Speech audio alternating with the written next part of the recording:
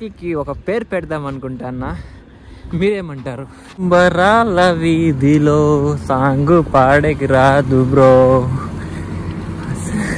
బీజం వేసుకుంటా. ఇంకా నీ రచ్చ చూసినోడు, నీ అయ్య విజులు విన్నోడు,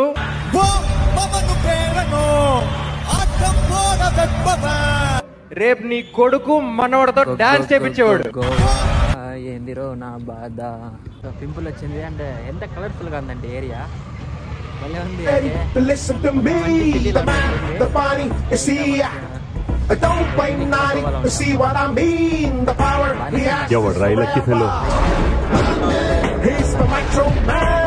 ఈరోజు అయితే మన గోల్ అయితే ఆల్రెడీ కంప్లీట్ అయిపోయింది, కానీ వెళ్ళాలి, పక్కా వెళ్ళాలి. మనస్ఫూర్తిగా వెళ్తున్నా, ఏదో ఆత్రంగా అలా ఏం లేదనమాట. సో సైకిల్ తొక్కి తొక్కి బాగా అలిసిపోయాను అనమాట. కానీ ఎట్లా ఈవినింగ్ అయిపోయింది, సో కొంచెంసేపు చూసుకుని వెళ్తా అన్నా. ఇంకా 1 డే ఆఫ్ జర్నీ ఉంది సైకిల్ మీద, దాని తర్వాత గోవా రీచ్ అయిపోతాము. చూస్తా అంటే భయం వేస్తుంది, ఎక్కడ వార్న్ వస్తుంది అని. కనపడుతుందా ఎట్లుందో వెనకాల. ఇక్కడ పెట్రోల్ బంక్ పడుకోనింది, పవర్ బ్యాంక్ ఛార్జింగ్ ఫుల్ పెట్టుకున్నా. సో మార్నింగ్ 7 అవుతుంది, క్లైమేట్ అయితే ఎక్సలెంట్గా ఉంది. అండ్ ఇప్పుడు బయలుదేరిపోదాము. డేస్ తర్వాత పక్షుల సౌండ్ వింటా అన్నాను, మీకు వినపడతా ఉంటుంది అనుకుంటాను. సో ఇది గుర్తుందా, మన ఫస్ట్ వీడియోలో వచ్చిన విండ్ టర్బైన్ ఇది. ఇప్పుడు అడ్డం వచ్చింది మనకి. సో మనం చాలా ఫాస్ట్గానే రోజుకి 120 కిలోమీటర్స్ పైన వెళ్తున్నాము. మ్యాక్సిమం ఈరోజు రేపు గోవా రీచ్ అయిపోతా పక్క 100%. ఈరోజు అయితే టార్గెట్ అయితే 150+ అనుకున్నా. ఎందుకు 150+ అంటే కొంచెం ఫాస్ట్గా వెళ్ళిపోవాలి గోవాకి, లేదంటే రామన్న 1 మంత్లో వస్తామని చెప్పాడు కదా. సో అప్పటికి నీకు డబ్బులు సేవ్ చేసుకోవాలంటే ఈ ట్రిప్ ఇన్నే కంప్లీట్ చేసి వెళ్ళి చిన్న జాబ్ చూసుకోవాలి 1 మంత్. అప్పుడు 1 మంత్ జాబ్ చేసి జాబ్ బ్లాగ్స్ పెట్టుకొని దాని తర్వాత అన్న సైకిల్ ఇస్తానే మంచి ట్రిప్ ప్లాన్ చేయాలి. ఇలాంటి చిన్న చిన్నవి కాకుండా భయంకరంగా ప్లాన్ చేయాలి అనేది నా కోరిక.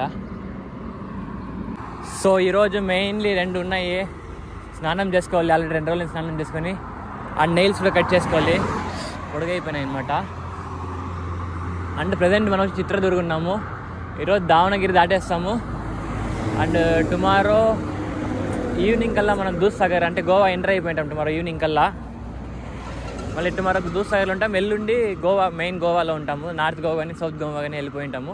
అండ్ అక్కడ ఒక 3 days స్పెండ్ చేస్తాము. మళ్ళీ అక్కడి నుంచి నెక్స్ట్ ప్లాన్ ఏంటి అని ఆలోచిద్దాం. చూస్తా అంటే భయం వేస్తుంది, ఎక్కడ వార్న్ వస్తుంది అని. కనపడుతుందా ఎట్లుందో వెనకాల. అండ్ నిన్న పలంనేరు కానీ చిత్తూరు కానీ ఆ పక్క ఫుల్ వర్షం అంట. అండ్ ఇక్కడైతే నేను ఎండ వాన్ చేసింది. ఈరోజు అక్కడ క్లైమేట్ ఎలా ఉందో తెలీదు, బట్ ఇక్కడ మాత్రం వాన్ చేలాగుంది. మార్నింగ్ మబ్బులంతా కవర్ అయిపోయినాయి. క్లైమేట్ చూడండి ఎంత బాగుందో, మొత్తం మంచు దీంతో మేఘాలతో కప్పిపోయింది కొండలన్నీ. విజువల్స్ ఐస్తో చూస్తే ఇంకా నెక్స్ట్ లెవెల్ ఉంది. మాఫియా ఏరియా అన్నట్లుంది చూడండి, ఎట్లా నిలిపేశారు రోడ్లో. అండ్ ఇలాంటి చోట్ల చాలా డేంజర్ ప్లేసెస్ ఇవన్నీ. ఇలాంటి చోట ట్రావెల్ చేయడం చాలా అంటే చాలా భయంకరంగా ఉంటుంది. అందరూ మంచి వాళ్ళు ఉండరు, అందరూ చెడ్డోళ్ళు ఉండరు. కానీ మన జాగ్రత్తలో మనం ఉండాలి. కొంచెం ఏమన్నామంటే లైఫ్లో చాలా పెద్ద దెబ్బ పడుతుంది అనమాట. లారీలో వెళ్ళి చూస్తాం కదా, ఇవి కావన్నమాట. సో ఇవి చూసారంటే షేప్ డిఫరెంట్గా ఉంది, ప్లస్ సైజు కూడా చిన్నగా ఉన్నాయి. సో ఇది సైజ్ చిన్నగా ఉందేమో ముందర చూద్దాం అనుకుంటే ముందర కూడా అక్కడ కనపడుతున్నాయి నాకు, అవి కూడా ఈ షేప్లో లేవు. సో లారీలో వెళ్ళే ఎవరికైనా ఏమో తెలిసి కామెంట్ చేయండి. ఇవి ఒక షేప్ వచ్చి డిఫరెంట్గా ఉన్నాయన్నమాట. కానీ మనం చూసేది కర్వ్ కొద్దిగా షేపే డిఫరెంట్గా ఉంది. వ్యూసే రావడం లేదు. అయినా సింగిల్ గేర్ సైకిల్లో ఇంత దూరం రావడం అంటే చాలా పెద్ద అచీవ్మెంట్. అది అనుకోవచ్చు తొక్కుతానా లేదా ఏదైనా ట్రావెలింగ్ వెళ్ళిపోతానని. అందుకే నేను ప్రతి 100-120 కిలోమీటర్స్కి ప్రతిరోజు డైలీ వాక్ పెడతానండి. నేను డైరెక్ట్గా గోవాకి వెళ్ళి లొకేషన్ పెట్టానంటే సో మీకు అనిపిస్తుంది వీడు బయలుదేరి 3 days 4 days అవుతుంది అంత బిన్న ఎట్లా వెళ్ళిపోయాడని. అందుకే నేను ప్రతి ఊరు ప్రతి ఒక్కటి మెన్షన్ చేసుకొని వెళ్తున్నా. అండ్ నాకు నమ్మకం ఉంది ఏదో రోజు సక్సెస్ అవుతానని. కానీ వీడియో స్కిప్ కాకుండా చూస్తే నాకు మంచి రీచ్ వస్తుంది. సో నా ట్రావెలింగ్ కూడా చాలా యూస్ఫుల్ అవుతుంది, నాకు మోటివేషన్గా కూడా ఉంటుంది అనమాట. ఇంకా బ్రేక్ఫాస్ట్ కూడా ఏం తినలేదు. అండ్ మనం ఒక ఇంటర్నేషనల్ బుక్ ఆఫ్ రికార్డ్స్కి అప్లై చేసామన్నమాట. అది అప్రూవల్ కూడా వచ్చింది, దగ్గరలో చెప్తాను. సో ఫైనల్లీ మనమైతే గోవా బోర్డ్ చూసాము. ఫస్ట్ టైం కనపడుతుంది గోవా బోర్డ్, నాకు చాలా హ్యాపీగా ఉందన్నమాట. అసలు నార్మల్గా ఎన్నిసార్లు వెళ్ళినా కూడా గోవా బోర్డ్ నాకు కనపడేది కాదు కార్లో వెళ్ళేటప్పుడు. సో ఇప్పుడు గోవా బోర్డ్ కనపడింది, కానీ హ్యాపీగా ఉంది. మేబీ ఈ వీడియో తర్వాత నెక్స్ట్ వీడియో గోవా లాగే ఉంటుంది.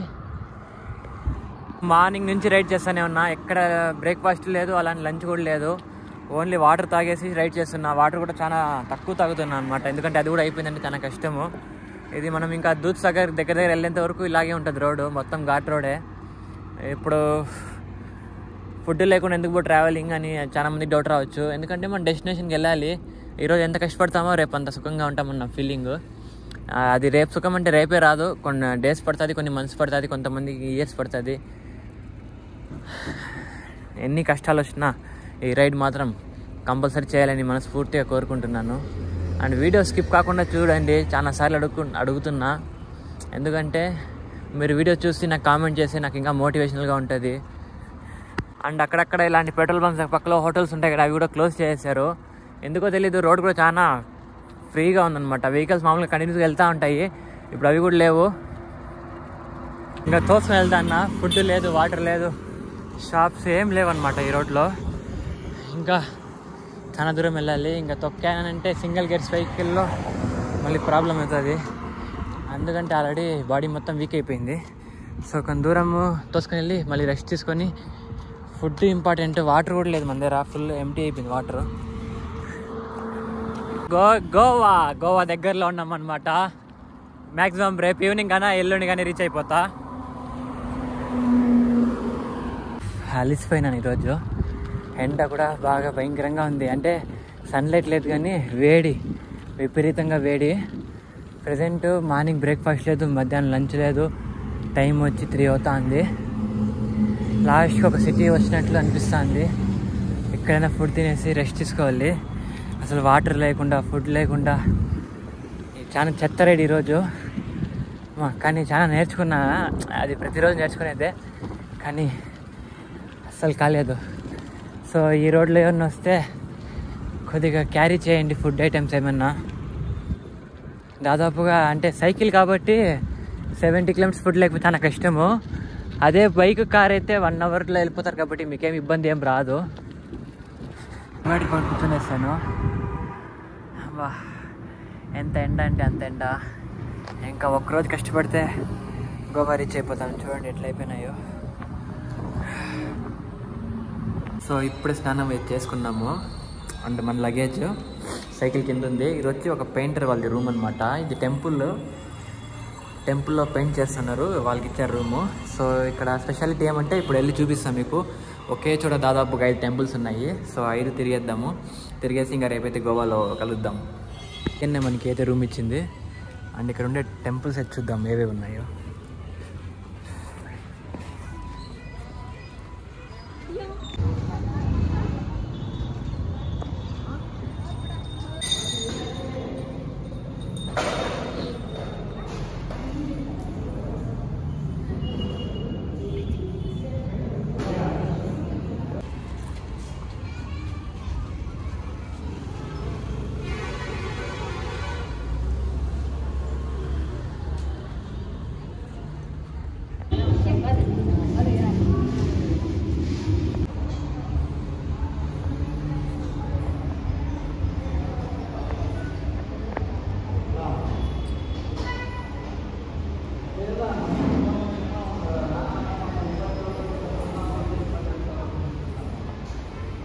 పింపుల్ వచ్చింది. అండ్ ఎంత కలర్ఫుల్గా ఉందండి ఏరియా, భలే ఉంది. అంటే ఒక మంచి సిటీలో ఉన్నట్లుంది.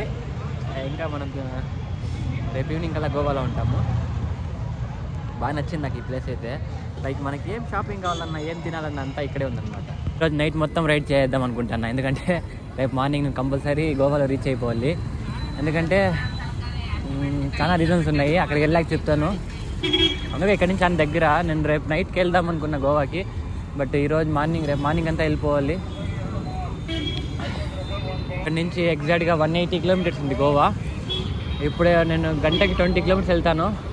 అలా కూడా 9 అవర్స్. సో నైట్ 3 కానీ 4 కానీ వెళ్ళిపోతాను పక్కా. వెళ్ళి హాస్టల్ ఎత్తుకొని 4 days అక్కడే ఉండాలి. సో టైం వచ్చి 12:45. ఫోన్లో టార్చ్ వేసుకొని వెళ్తాను అనమాట. సో ఇంకా ఫుల్ ట్రాఫిక్ అయితే ఉంది, లారీస్ అంతా వెళ్తా ఉన్నాయి. కంపల్సరీ వెళ్ళిపోవాలి నేను గోవాకి ఈరోజు నైట్ లోపల. మెయిన్ నాకు స్టే దొరకలేదు నైట్లో ఫారెస్ట్లో. అండ్ ఫారెస్ట్లో స్ట్రక్ అయ్యి ఒకళ్ళు స్టే దొరికినా కూడా నాకు భయం అనిపించింది. అందుకే తొక్కుని వెళ్ళిపోదాం, మళ్ళీ అంతా దేవుడు చూసుకుంటారని వెళ్ళిపోతా అన్న. బరాల వీధిలో సాంగు పాడేకి రాదు బ్రో, బీజేం వేసుకుంటా ఇంకా. గోవా ఏందిరో నా బాధ. మనం నైట్లో ట్రావెల్ చేసేటప్పుడు సైక్లింగ్ కానీ చిన్న వెహికల్స్ కానీ ఇలా సర్వీస్ రోడ్లో ట్రావెల్ చేయడం చాలా బెస్ట్. ఎందుకంటే ఆపోజిట్ రోడ్లో మెయిన్ రోడ్లో వెళ్ళి వెనకాల వెహికల్స్, లాంగ్ వెహికల్స్ కానీ కార్స్ కానీ చాలా స్పీడ్లో వెళ్తూ ఉంటాయి. వాటితో కంపేర్ చేస్తే ఇలాంటి సర్వీస్ రోడ్లో వెళ్ళడం చాలా బెస్ట్ అని నా అభిప్రాయం. సో మీరు ట్రావెలింగ్ చేసేటప్పుడు చిన్న ఆలోచించండి, బాగుంటుంది. వీటికి ఒక పేరు పెడదాం అనుకుంటానా, మీరేమంటారు? బట్ నేను పెట్టను. ఎందుకంటే సైకిల్ని బుజ్జి కన్నా అవంతా కాదు, మనిషి పిలిస్తే బాగుంటుంది. అంతేగాని పప్పి పంది అట్లా పిలిస్తే బాగుండదు కదా. సో నా సైకిలే, అది ఎప్పటికీ మనిషి కాదు, అది ఎప్పటికీ ఇది కాదు. దానికి ఇచ్చే రెస్పెక్ట్ దానికి ఇస్తాను. మన లగేజ్ చూసాను ఎంత తక్కువ ఉందో. నాది ఒక బ్యాగ్ తగిలించుకున్నా, చాలా తక్కువ ఉంది. కొంచెంసేపు రెస్ట్ తీసుకుందామని ఈడున్నా. అండ్ ఇంత నైట్లో కూడా ట్రాఫిక్ చూడండి ఎంత ఉందో, లైక్ వెహికల్స్ వెళ్తూనే ఉన్నాయి. అండ్ చంద్రుడు చల్లగా ఉంది. చాలా ధైర్యం ఎక్కువ నాకు. చిన్నప్పటి నుంచి కూడా ఇట్లా అనుకోలేదు, ఇంత నైట్లో ఇట్లా ధైర్యంగా వెళ్తా ఉన్నానని.